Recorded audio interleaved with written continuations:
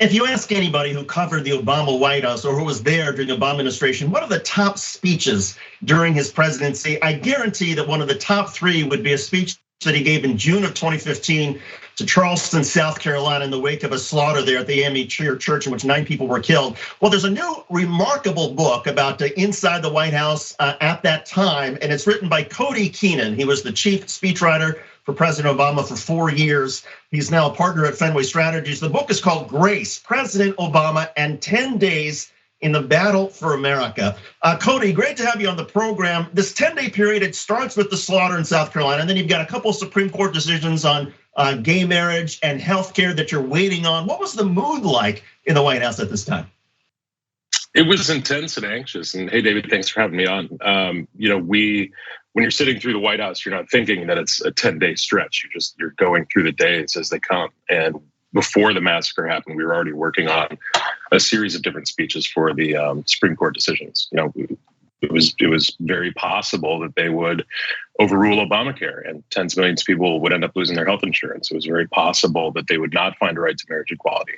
And millions of Americans, including a bunch of our friends and colleagues, would be told, you don't get to marry the person you're with. So we were already a little anxious, on edge, and then this massacre happens. And after every mass shooting, we kind of kicked into gear in the White House. But this was different. White supremacist, self-radicalized, going into a black church and murdering up the country in a pretty ugly way. And so as working on all these speeches, we start debating whether or not President Obama was going to give a eulogy at all. He was tired of doing it after mass shootings. He was, especially after Republicans blocked a vote on background checks in the Senate. And it was towards the end of the week when he finally decided he would do it. So all those speeches came together at once. So the good news was that after initially him being hesitant and you thinking, okay, well, I'm not gonna have to do this. Well, the decision was made that he was gonna give the speech, so he had at least a couple of days. But the bad news was, there was so much writing on this, and as Barack Obama has said, and as I think you've acknowledged, that he's the best speechwriter of anybody in the room. Yeah, he called himself the best speechwriter in the room, and I wouldn't dispute that most of the time. He was really our chief speechwriter, and the Charleston. I had this incredible team of speechwriters who were working on every speech, but the Charleston eulogy was something I struggled through. It was different than your typical mass shooting. You've got the white supremacy angle, you've got racism, guns, the Confederate flag, and it was just a lot to try to get through while all these questions are swirling around that week about who are we, the draft I gave President Obama, I'm very explicit about this in the book, it was not quite up to snuff. And he tore up the last 2 pages and rewrote them himself and just took it to a higher place. Now, in the speech itself, the president spoke about a reservoir of goodness, and he says, if we can find that grace, anything is possible. If we can tap that grace, everything can change. Were those your words or his?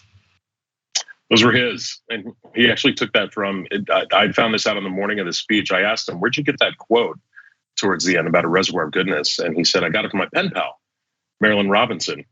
And I was like, you have a pen pal? And the first lady was on board. This was on Air Force One, and I looked at her and she was just like, but they would write letters to each other, and he pulled this letter out of there that night. And he was already in improving spirits because the Supreme Court had upheld Obamacare while he was on Thursday, and he was working on the speech Thursday night. And then Friday morning, you get marriage equality, and there were just these joyous scenes at the Supreme Court and all over the White House. And he had an open heart, even though he knew he was going down to eulogize victims of an act of racial terrorism. So all of that kind of came together into this beautiful moment where he decided he was going to sing Amazing Grace.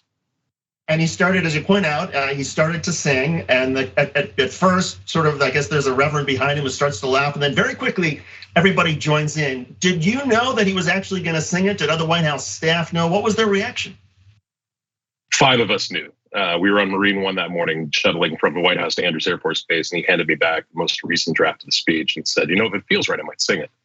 And the first lady was there, and Dennis McDonough and Valerie Jarrett. And I pulled 3 straight all-nighters in a row. So I just looked at him and was like, you do you, man, whatever you want. And he was steeped in the traditions of the AME Church. So he knew that they would join in. He knew he wouldn't be left alone. And there was this moment where he paused for 11 seconds at the text. So, I knew exactly where he was and exactly where he was going. And I was trying to figure out why he paused. My first concern was I was worried people at home would think there was a page missing in the text and it was going to be my fault. But I asked him afterwards, what was the pause all about? And he said, well, the thing about Amazing Grace is you got to start low. Otherwise, by the time you get to a wretch like me, your voice cracks. So I was just gathering myself to start low. He was the master, both in that speech and so many others, of sort of the pregnant pause, the silence to sort of great effect. And you've told a remarkable story about other speeches where you thought you had, knocked it out of the park in terms of the speech, and President Obama said, well, yes, every one of these lines is a 10, but I need you to bring it down. Explain what that was all about. Yeah, that was the 2015 State of the Union address, and I thought I'd finally kind of cracked the code on it, written one that was something that was actually enjoyable to listen to rather than just a laundry list. And I took it up to him, and he said, like you said, everything is up here at a 10, and I need some of it down at a 6, a 4, a 2. And do you listen to jazz? And I said, not really. He said, well, you got to listen to some Miles Davis, because you know what they say about Miles Davis. And I said, not really. And he said, it's the silences. It's the space between the notes. It's the notes you don't play.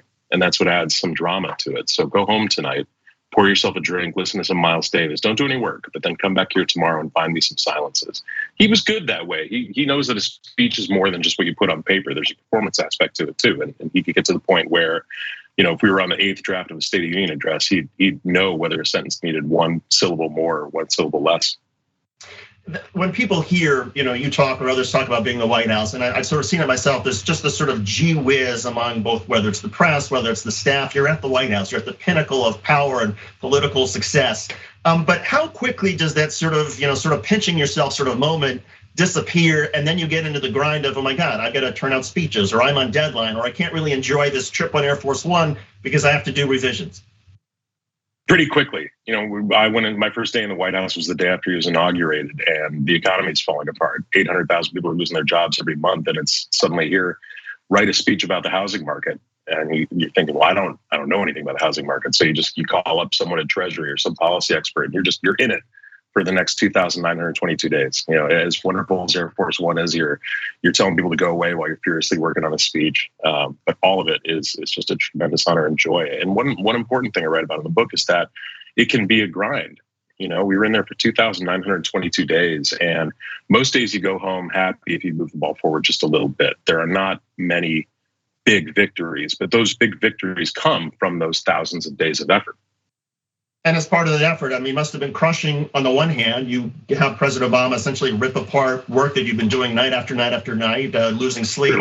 But on the other hand, you tell this remarkable story about how he explains that, well, when you have years and years of experience, you will understand this too. Tell me a little more about that, what that conversation was about and where. Sure. It really was difficult to write for him just because he was better at it than we were. He had this moral imagination that could lift a speech to a high place. And when I gave him that Charleston draft, I knew it wasn't quite up to snuff. And he called me back into the White House that night around 11 p.m.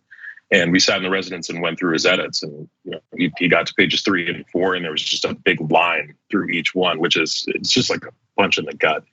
And I apologized to him. It was the first time I'd ever done that. And I told him, I'm sorry I couldn't get it there. And this is one of the reasons why he's such a great boss. He put his hand on my shoulder and said, look, brother, we're collaborators. You gave me what I needed to do to work with this. And you'll see some of your work in there too. And plus, when you've been thinking about these issues for 40 years, when you've been thinking about race, when you've written a memoir on race, you'll know what you want to say too. And that goes a long way. Cody, what do you think President Obama, or I don't know if you've spoken with him or not, but about this era that we're in now of sort of MAGA and Trump world and suspension of reality, what would he say, or what has he said to you or others about where we are and how we get out of this? Well, it's pretty dark, and a lot of it is a direct response to, not necessarily to him or anything he did, but what he represented over 8 years in office. It's sort of let loose this backlash in the country. And the story of America really is a story of progress and backlash to progress. And he always said that when he was president. For every 2 steps forward, you might take 1 or more steps back.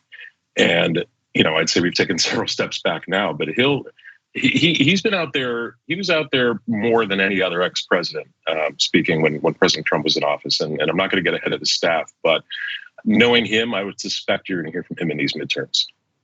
And Cody, what do you teach your students both about sort of where politics is now? I mean, there's a very good reason for people to be incredibly cynical and decide I don't want to be part of politics. And that goes for whether you're on the inside of politics or whether you're in journalism and wanting to sort of do a fair job in media. There's all sorts of reasons and excuses why people can say, I don't want to be part of that. I can't really make a difference. I can't uphold the sort of integrity that I want to stand for. What do you tell your students at Northwestern about that? Sure, it's one of the reasons I wrote this book, because I feel that too all the time. I felt it in the White House. I felt it after the White House. And I want this book to blow that up. I want this book to make people remember that progress is possible. All of the extraordinary events of the week in the book are not Barack Obama's alone. They are a result of 50 years of people who pushed and bled for marriage equality. They're a result of 100 years of a struggle for universal health care, and we're still not there yet. 400-year movement for civil rights, and we're not to the mountaintop. But it can still be collegial and joyous and worthy of people's time and effort to get into democracy, because the alternative is not good. And so I teach my students, and they don't really need much prodding from me, that getting into politics and public services is a worthy place for them to put their efforts. Cody Keenan, former chief speechwriter for President Obama. He's a professor at Northwestern now. He also is a partner at Fenway Strategies. The book is Grace, President Obama and 10 Days in the Battle for America. Cody, it is a terrific read. I've just managed to see the excerpts. Can't wait to get my hands on the actual full book. And I know a lot of people are also joining me and thrilled that you've written it. So congratulations on the book, and thanks for coming on the conversation. We appreciate it. Thanks, David. I appreciate it.